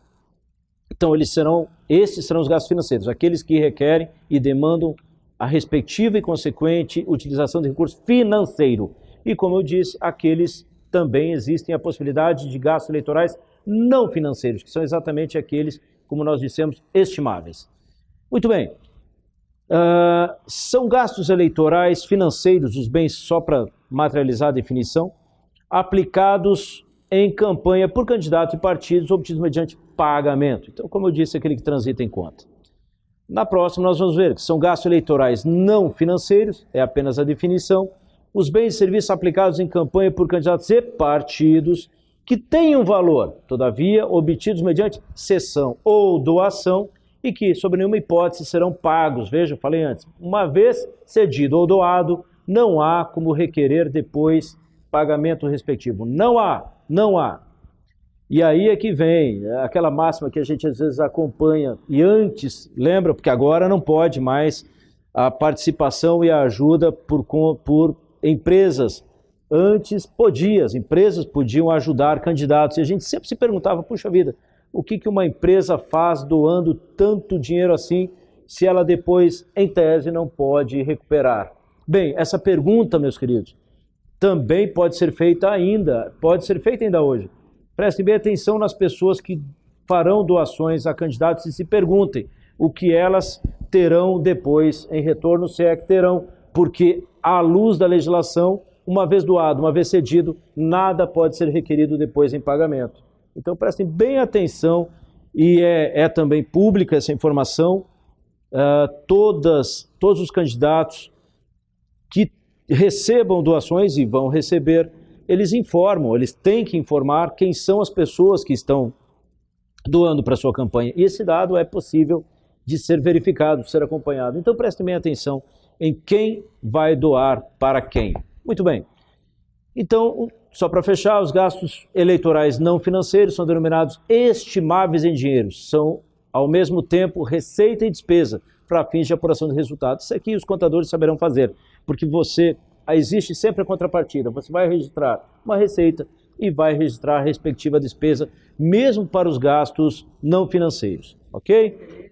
Pois não. Uma coisa aqui, até de alertar os que vão doar dinheiro para a campanha, as pessoas físicas, fiquem alertas se vocês declararam, se vocês têm esse recurso do seu imposto de renda. Exatamente. Então é preciso ficar alerta para os doadores também. Exatamente, porque essa é uma limitação muito... Obrigado, conselheira Edna, porque isso é previsto legalmente também. As pessoas físicas só podem doar até 10% do valor recebido por elas e declarados na sua última declaração de imposto de renda. Precisam ter isso como limite. Então, cada pessoa só pode doar até 10% do que auferiu e informou na sua última declaração de imposto de renda. Muito bem. Para fins de contabilização, então esses valores estimáveis, não é? Eles são da seguinte maneira, para fins de contabilização, como eles vão ser contabilizados? Eles serão avaliados pelo, como já foi dito aqui, valor de mercado. Valor de mercado. Como disse o nosso presidente, não cometa o erro de subavaliar ou superavaliar esses valores aí. Por exemplo, nós infelizmente tivemos o conhecimento de, por exemplo, cessão de uso de carro mediante valor estimado, aí valor de uma diária só. Quem doou e cobrou uma diária só. Não, uma diária não. Você está estimando, avalie no mercado, como eu disse, qual é o valor próprio e normal. Faça aquela famosa cotação de preço no mercado, de preferência 3 cotações, demonstre para a justiça que você teve esse cuidado, arquive esse material, essas cotações com a tua prestação de contas, para caso seja necessário você demonstrar ou seja, materialize o teu processo de forma bem feita. Faça cotações de preço, use os valores estimáveis próprios para aquele tipo de veículo, por exemplo, e aí sim faça valer a quantidade de dias emprestado, por assim dizer, né, cedido, mediante essa avaliação do mercado, ou seja, compatível com o mercado. Veja, esses estimáveis só podem ser oriundos ainda de pessoas físicas. Só pessoa física pode doar valor estimável. Quem mais? O próprio candidato, partidos políticos e outros candidatos. Ou seja, um candidato pode doar para outro. Pode, por exemplo, as famosas alianças, não é? As candidaturas em conjunto, não é? Então, pode existir. E um candidato, por exemplo, pode ajudar o outro sem problema nenhum. Um candidato a deputado estadual, por exemplo, pode ajudar um candidato a deputado federal, senador ou presidente, enfim. Isso pode ocorrer, como, por exemplo, como é que isso acontece na prática? Quando a gente vê, por exemplo, no Santinho, a imagem de dois candidatos. Ali um está ajudando o outro. Há que se separar, há que fazer uma separação e um racha ali, uma divisão entre os valores e lançar para quem de direito. Muito bem. Podemos agora pensar o seguinte, esses valores eleitorais, os não financeiros estimáveis, então, têm regras, olha, são as seguintes, somente quando o gasto estimável é oriundo de pessoa física, se é uma pessoa física que vai doar estimadamente para um candidato, somente, o que pode? Olha lá, somente o seu próprio serviço ou de suas atividades econômicas podem ser doados, ou seja, eu não posso doar o serviço de outra pessoa. Eu só posso doar o meu próprio serviço. Obviamente, eu, pessoa física, só posso doar o meu próprio serviço ou a minha atividade. Somente posso doar, eu como pessoa física, só posso doar os meus bens, somente bens permanentes, que devem fazer parte do patrimônio do doador. Que devem fazer parte, veja bem, isso aqui é muito importante. O bem que você vai ceder ou doar, ele já tem que fazer parte da sua estrutura patrimonial. Por exemplo, o carro que você vai emprestar, ou ceder, melhor dizendo, ceder, mediante esta avaliação para um candidato, ele já tem que ser seu antes do início da campanha. Não pode você comprar um carro durante a campanha e aí dizer que está doando. Não, aí não. Ou seja, veja, é clara a legislação, somente bens permanentes que devem fazer parte do patrimônio do doador. Olha lá, não pode ser doador, direto ou indiretamente, quem exerce atividade comercial decorrente de permissão pública, ou seja, este está vedado. Mesmo pessoa física, se ele é permissionário, não pode. Vamos, e outra, tem limite, você pode doar com pessoa física até 40 mil reais. Agora, você quer dividir, por exemplo, esses 40, você quer dividir em 10 mil reais em cada uma das candidaturas possíveis? Por exemplo, candidato a deputado estadual, federal, governador, ou lá vai, você pode dividir isso, limitando, portanto, a 40 o todo da sua doação. Muito bem. Gastos estimáveis em dinheiro, agora doados pelo próprio candidato. O candidato, veja, nós estávamos falando agora de pessoa física. Agora os oriundos do próprio candidato, como se vê bem em cima na tela que aparece para os senhores. Olha lá, gasto oriundo do próprio candidato. Veja só o que pode. Somente o seu próprio serviço ou de suas atividades econômicas. Mais uma vez, um candidato não pode doar serviço de terceiro.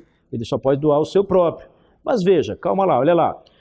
Outro detalhe, bens permanentes também deles, que devem fazer parte do patrimônio do candidato e já integravam, olha lá, e já integravam o seu patrimônio em período anterior ao pedido de registro de candidatura.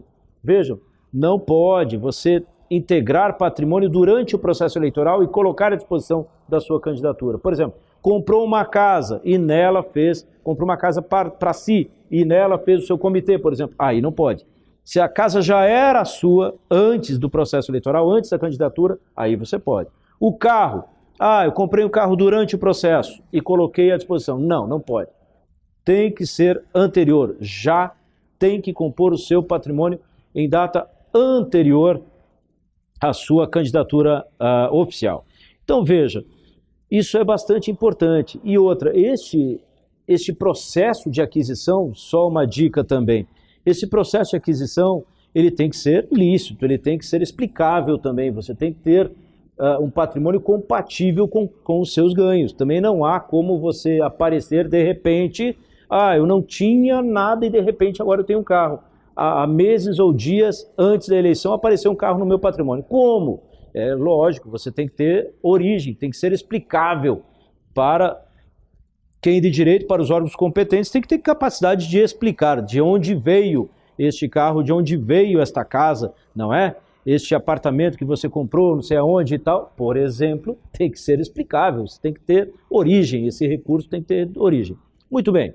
Agora, oriundos de outros candidatos. Um candidato pode apoiar ou ajudar? Pode. Mas em que condições? Veja, candidatos podem doar entre si bens próprios ou serviços estimáveis em dinheiro, ou ceder seu uso.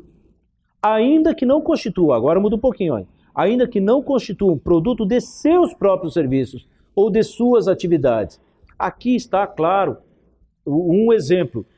A bandeirada, vamos fazer uma bandeirada na esquina tal, mas a pessoa que eu contratei pode segurar a bandeira também de outro candidato a quem eu esteja apoiando? Esse é o exemplo. Pode. É claro que é um acordo entre candidatos, entre partidos. Uma coligação, por exemplo, pode, uma bandeira onde apareça o nome dos dois candidatos, por exemplo, você está apoiando outro candidato, através do trabalho de terceiros. Esse é um exemplo, por exemplo, no caso de um gasto financeiro não estimável, uma atividade que tem um reflexo financeiro não estimável entre candidatos. Tá? Então vamos lá. No caso oriundos de partidos políticos, olha só o que pode.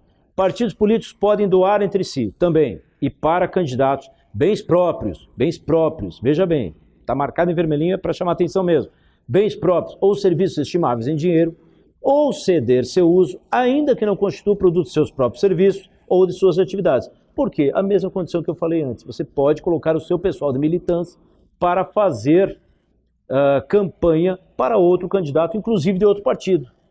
Quando, numa coligação, por exemplo, numa coligação, você está colocando a sua militância para fazer campanha para outro candidato de outro partido, por exemplo. Então não há problema nisso, pode. Contudo, olha lá, exceção, não pode ceder os bens ou serviços que se destinem à manutenção da estrutura do partido político durante a campanha eleitoral. Ou seja, a sede do próprio partido, por exemplo, que é da estrutura do partido, essa não pode. Olha lá, hipótese em que deverão ser devidamente contratados pela agremiação e registrados na prestação de contas. Então, esse tem que contratar, ceder não pode. Pode contratar, você pode contratar um bem estrutural. Vamos lá. Período para realização de gastos eleitorais.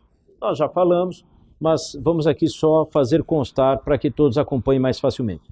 Efetivamente, você só pode gastar, olha lá, efetivamente, depois que o candidato estiver com sua candidatura registrada.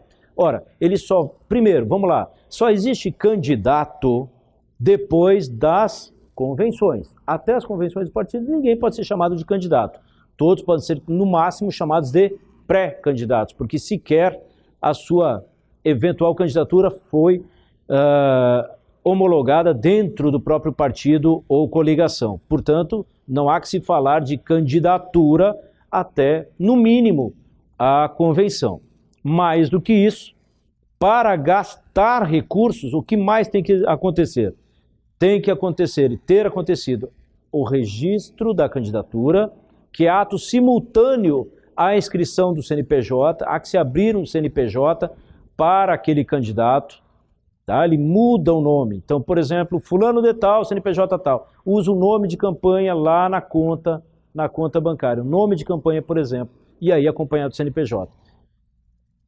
O que mais tem que acontecer? Tem que ter sido aberta a conta bancária e, por fim, está em condições de emitir recibos eleitorais. Então vamos, recapitulando. A abertura de conta bancária é feita mediante a inscrição do CNPJ e registro de candidatura, é em banco oficial, todos os gastos só podem transitar nesta conta, e hoje, detalhe, nós teremos fontes diferentes origens de recurso. Hoje os candidatos poderão receber recursos de pessoa física, recursos do Fundo Especial de Financiamento de Campanha e recursos do fundo partidário. Então são estruturas bancárias diferentes e prestações de contas diferentes, tá, pessoal? Olha só, outra coisa, recibos eleitorais, não vale, tá? Não vale aquele recibinho que a gente compra na gráfica lá, não vale aquele recibo, não é aquele recibo que a gente está falando. Nós estamos falando de recibo oficial emitido pelo sistema, pelo SPCE, tá? Lá tem o local exato e correto, pertinente para a emissão de recibos eleitorais. Muito bem. Excepcionalmente, a partir da data de realização da convenção partidária. Mas veja só o que pode, a partir da convenção, e por isso que eu falei da convenção, você pode contratar serviço. Olha só, mas sem pagamento de gasto destinado à preparação de campanha e instalação física de página, por exemplo, página de internet, comitê eleitoral de candidato ao partido. Isso pode, você pode contratar, mas você não pode pagar, não pode, simplesmente porque oficialmente também você não vai ter tido receita, porque você só pode ter receita depois da abertura da conta. Por quê? Porque todas as receitas, todos os ingressos de valores têm que ser feitos também na conta bancária respectiva e tem que ser lançado no SPCE. Então não pode ser extra este ambiente, não pode ser fora deste ambiente. Portanto, você pode até contratar, mas não pode pagar, ok? Então vamos lá. Pois não. Será que a gente pode chamar um intervalo aí de 10 minutos agora? Por mim, podemos sim. Ok? Podemos, então sim. Vamos chamar um intervalo aí de 10 minutos, já nós voltamos complementando e abrindo para perguntas aí para quem estiver online participando com a gente, ok? Até mais. Ok, meus amigos, estamos de volta, vamos dar continuidade. Vamos dar continuidade agora ao programa, já passando a palavra para o conselheiro Júlio. Muito bem. Obrigado. Vamos lá, nós já falamos sobre alguns aspectos do que pode e o que não pode para esta eleição 2018. Falamos dos limites utilizáveis por cada nível de candidatura, deputado estadual R$1 milhão, deputado federal R$2,5 milhões e assim por diante, conforme o que determina a legislação eleitoral. Nós estamos falando agora sobre ainda gastos eleitorais, especificamente vamos falar agora sobre o prazo efetivo. A gente adiantou alguma coisinha, mas vamos passar para vocês a imagem, que fica mais fácil. Vejam só, falávamos que efetivamente os gastos só podem ocorrer, então, depois do registro da candidatura, inscrição do CNPJ, abertura da conta bancária, e que a emissão dos recibos eleitorais só pode ser feita mediante o sistema adequado, disponibilizado gratuitamente pela Justiça Eleitoral. Vocês podem entrar lá em tse.jus e baixar o SPCE, Sistema de Prestação de Contas Eleitorais, gratuitamente. Baixem para o seu computador, abram, façam os registros do nome do candidato, e é muito parecido, para quem é da área, para quem é contador, é muito até parecido a plataforma com a plataforma do Imposto de Renda Pessoa Física, disponibilizado pela Receita Federal, uma plataforma com certa semelhança.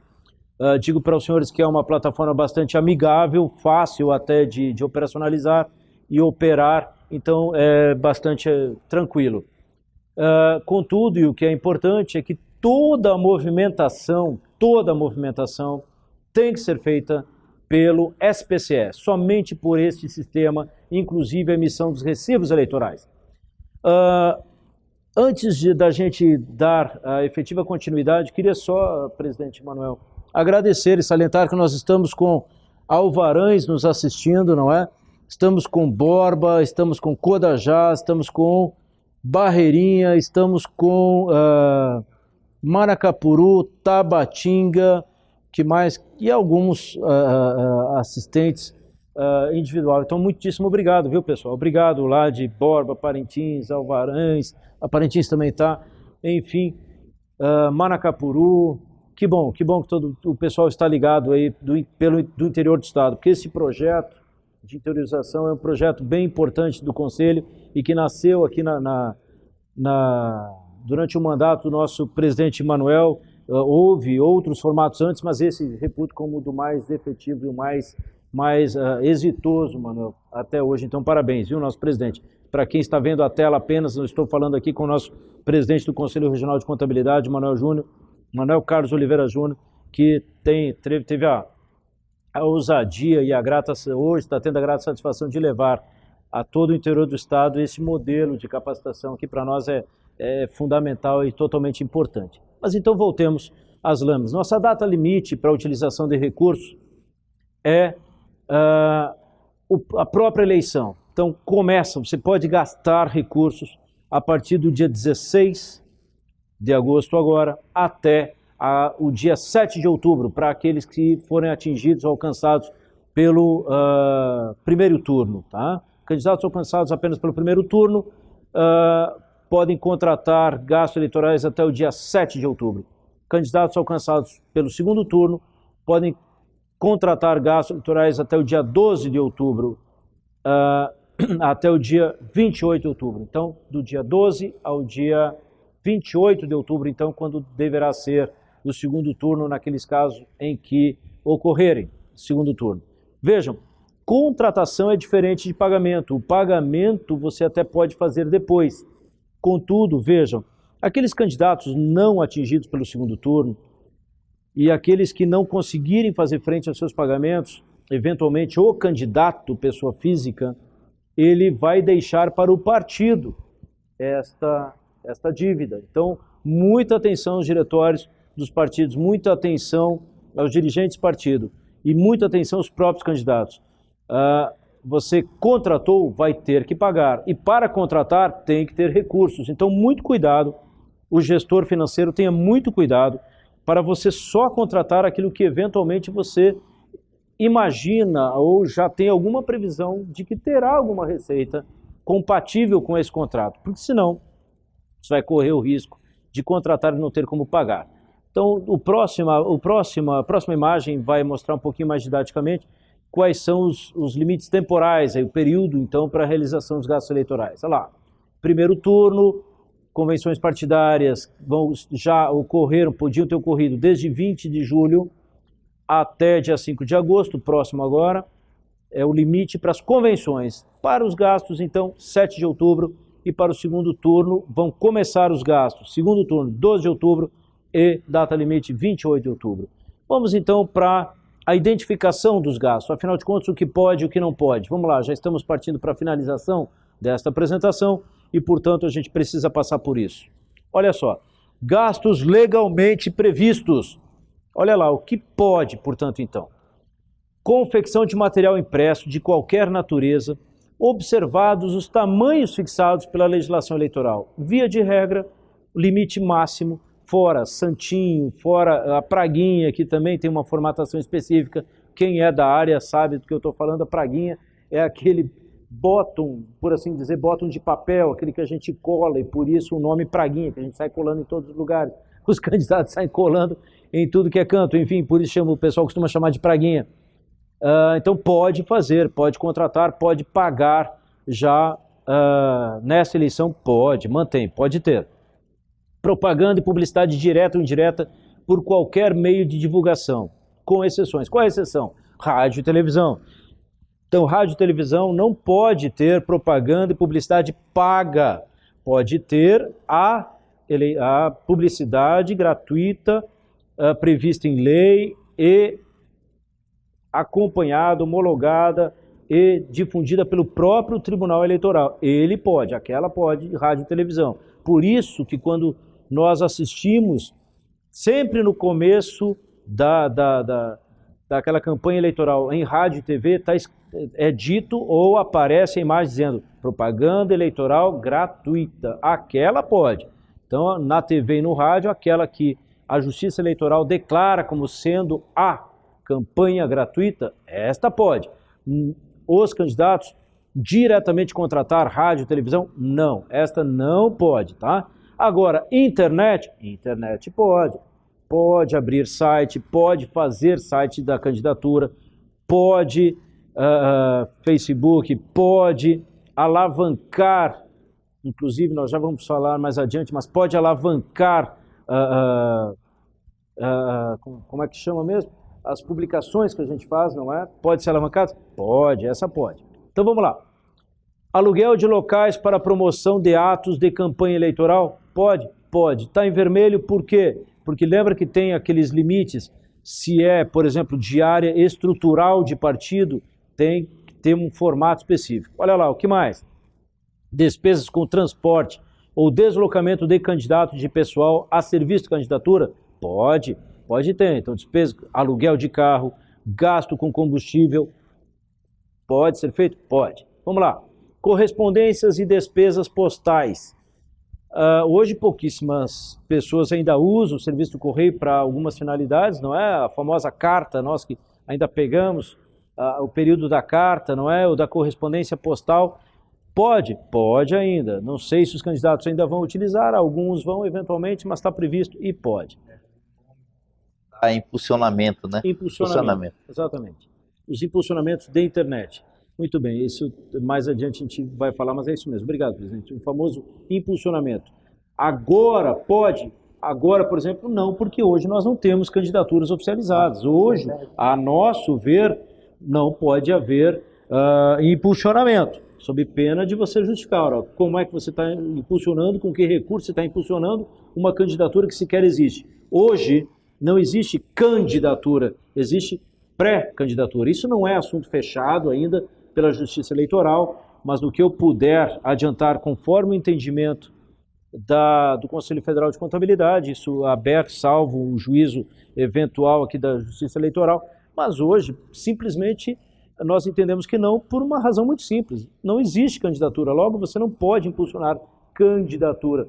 Ah, mas impulsionar pré-candidatura. Bom, mas aí você já está gastando, aí você já está fazendo oficialmente uma campanha, e isso também não é permitido ainda. Então, se não permite gasto eleitoral ainda, você não pode, a nosso ver, impulsionar ainda. Só vai poder impulsionar depois. Mas, enfim, isso, como eu disse, não é assunto fechado, este aspecto, porque é um aspecto novo ainda desta candidatura, e a gente espera que a Justiça Eleitoral dê uma definição bem clara, e acreditamos que não seja tão difícil assim, e ela o fará com certeza. Vamos lá. Realização de comícios ou eventos destinados à promoção de candidatura. Sim, lá durante a campanha, ou seja, de 16 de agosto até a eleição propriamente dita, primeiro ou segundo turno, pode. Produção de programas de rádio, televisão ou vídeo, inclusive os destinados à propaganda gratuita.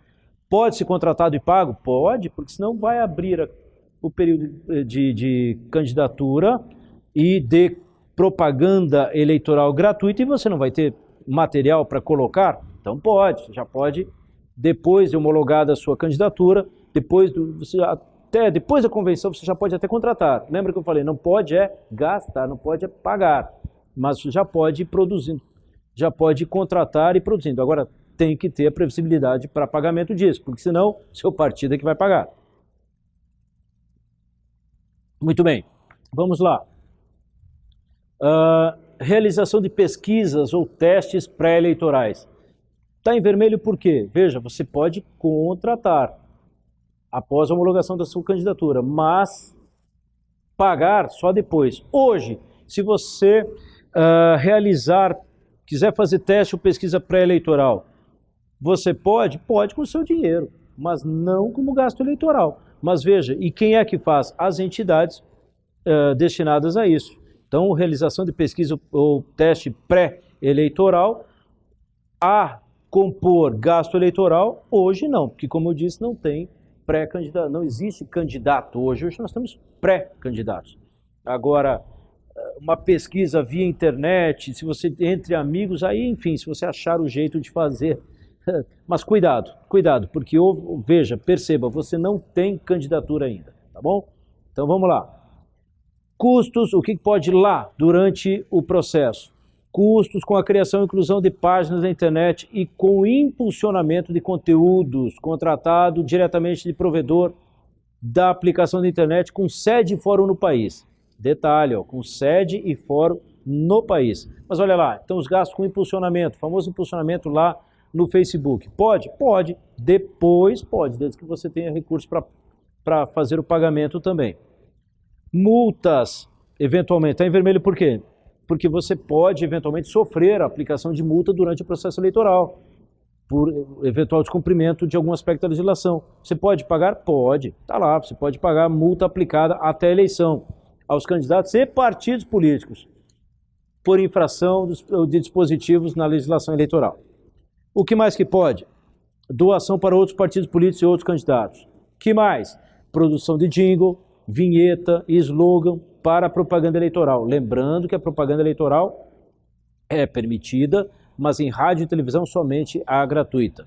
Muito bem. Gastos pessoais do candidato. O que pode? Olha só, gastos pessoais do candidato, do próprio. Veja o que está escrito na legislação. São dispensados, ou seja, não está dizendo aí proibido. Veja bem a palavra que está sendo usada. São dispensados de registro na prestação de contas as despesas de natureza pessoal, como determina o artigo 63, parágrafo 5º da resolução 23553. Abaixo, quais? Olha lá. Combustível e manutenção de veículo automotor usado na campanha pelo próprio candidato.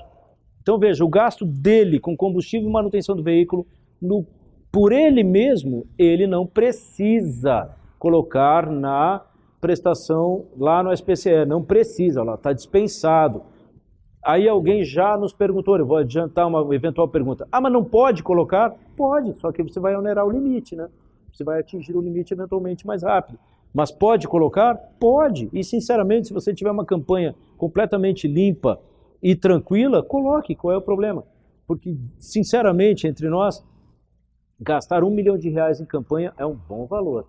Então, da maioria dos candidatos que eu tenho visto que têm feito campanha com recursos, os recursos normalmente ficam abaixo disso. Aqueles com maior poder de acesso e que eventualmente recebam maiores doações, de repente estão chateados com o que eu estou falando agora, mas enfim, a lei permite a esses até dispensar os seus próprios gastos de registro, dispensar de registro no sistema, mas eu recomendaria que você fizesse um acompanhamento, mantenha isso, porque pode ser que precise. Vamos lá. Remuneração, alimentação e hospedagem do condutor do veículo a que se refere a linha acima deste parágrafo. Olha lá, ou seja, o condutor do próprio candidato. Mas se você está com uma equipe e tem mais carros, os outros condutores, os outros motoristas, ele não. Necessariamente você tem que colocar como despesa. Mas o do próprio candidato, o motorista do próprio candidato, esse está dispensado de registro, conforme a legislação. Alimentação e hospedagem própria, ou seja, o próprio candidato, a alimentação dele, a hospedagem dele, eventualmente é candidato a deputado estadual de determinado estado e ele vai se dirigir ao interior do estado dele, por exemplo, a hospedagem dele, o valor da hospedagem não precisa ser, está dispensada de registro. Uso de linhas telefônicas registradas em nome do candidato, como pessoa física, até o limite de 3. Então ele pode ter 3 linhas telefônicas registradas no nome dele, pessoal. Muito bem. Propaganda por carro de som, o próximo lá. Propaganda por carro de som. A utilização de carro de som é permitida apenas.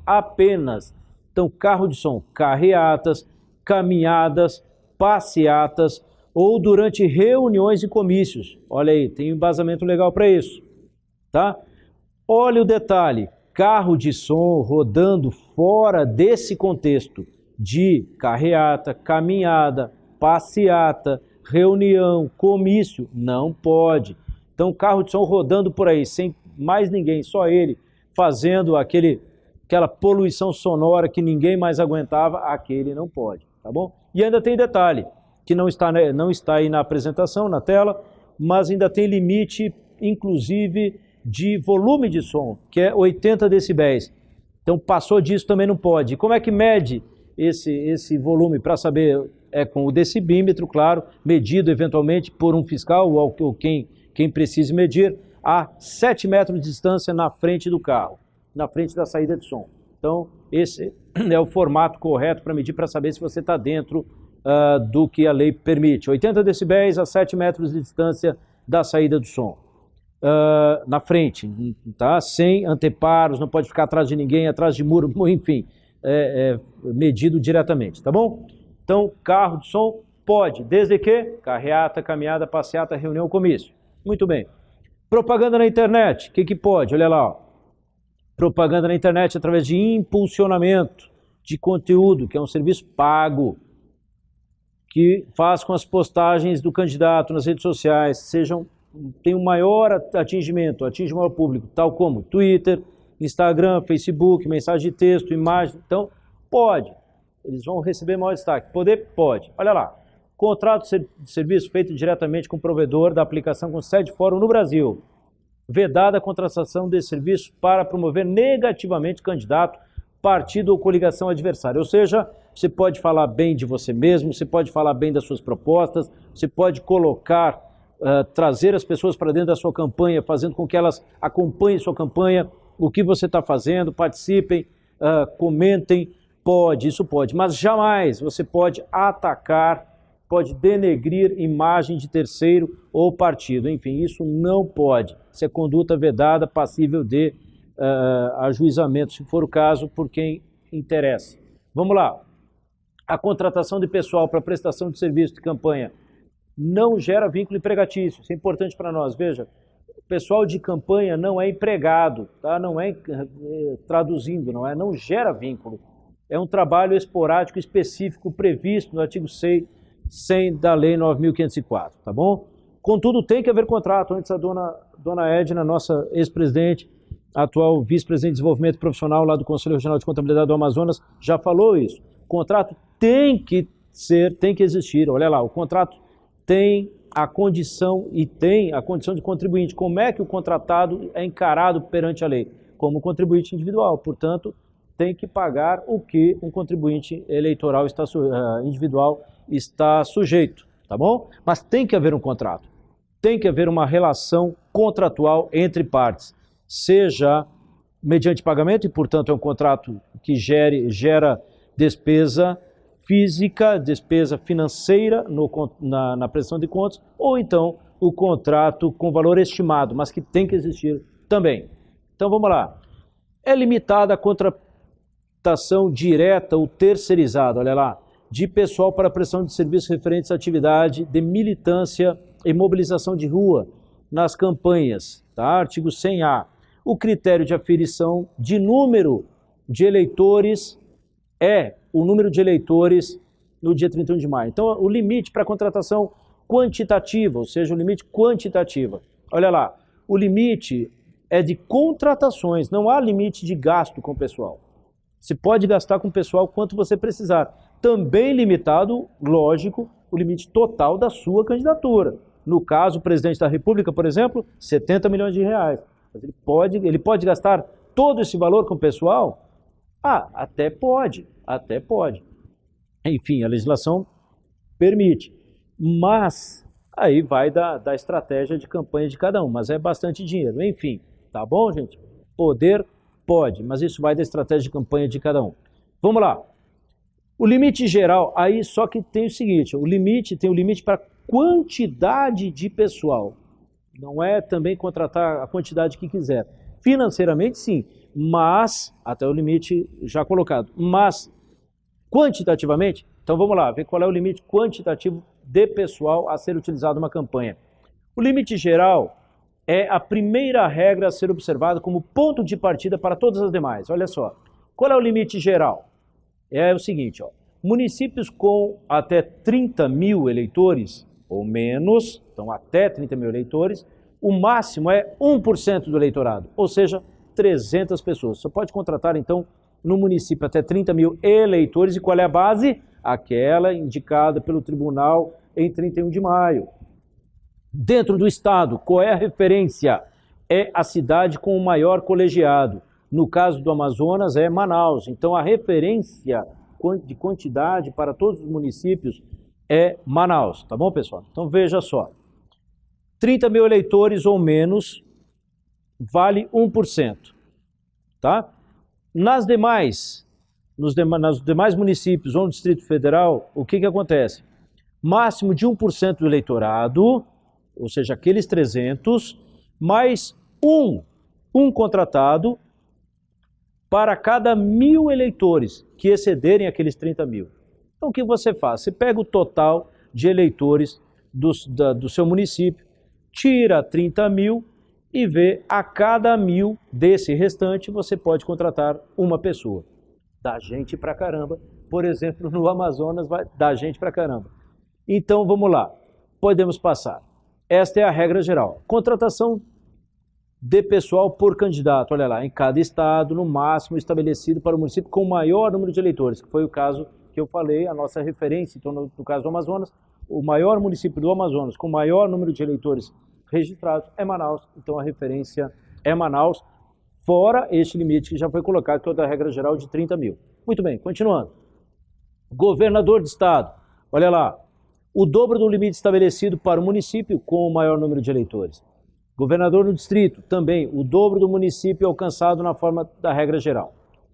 Podemos avançar porque depois essas apresentações podem ser disponibilizadas pelo Centro de Mídias e também, meus queridos amigos, está disponibilizado lá no site do Conselho Federal de Contabilidade e do Conselho Regional de Contabilidade. Então todos podem, fiquem calmos, podem pegar essa apresentação e ler com calma todas essas apresentações e tirar suas dúvidas. Vamos avançar, por favor. Esse limite, então, pode ser consultado, podemos avançar mais. Olha só para ter a referência, Manaus, qual é o número de eleitores aptos em maio, conforme a legislação eleitoral? 1.320.000. Manaus, 1.320.921. No estado do Amazonas, 2.524.980. Podemos passar. Muito bem.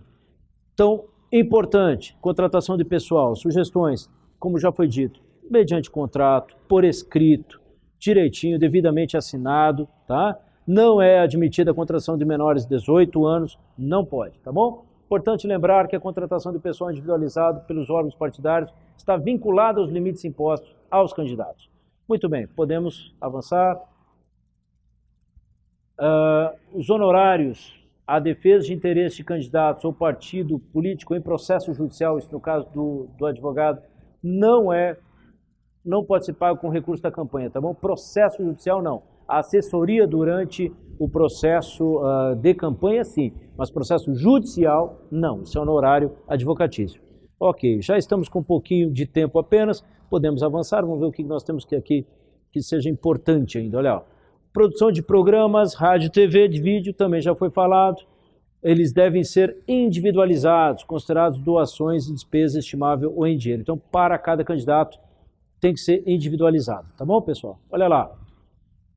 O financiamento de campanha coletivo, que é o crowdfunding, pode, nessa campanha, a vaquinha eletrônica, só que o órgão que organiza a vaquinha, a entidade que organiza a vaquinha eletrônica tem que ser homologada, registrada no Tribunal Eleitoral e o processo tem que prever a possibilidade, por exemplo, de em não havendo a candidatura homologada, agora depois das convenções, todo o recurso doado pela vaquinha eletrônica ser devolvido a cada um dos doadores, tá bom? Isso é um aspecto importante.